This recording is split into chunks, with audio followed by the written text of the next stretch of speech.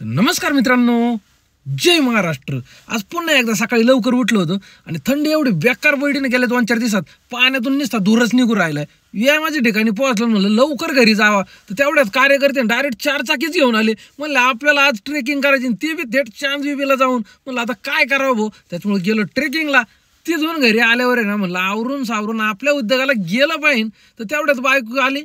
इकडून केस हिसकाटे, तिकडून केस हिसकाटे, कुठून तरी ना भांडणं करायची एवढंच डोक्यात असतं। पण आपला नियम म्हणजे नियम, बायकोच्या पुढं आणि गाडवाच्या मागं उभं राहायचं नाही बरं का।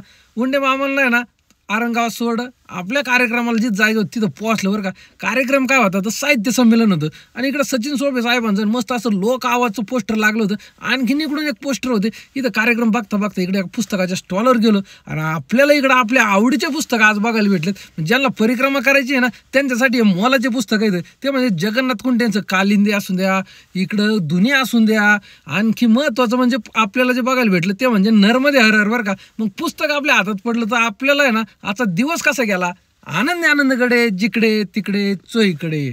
धन्यवाद। नर्मदे हर, रामकृष्ण हरी। व्हिडिओ आवडला तर लाईक करा।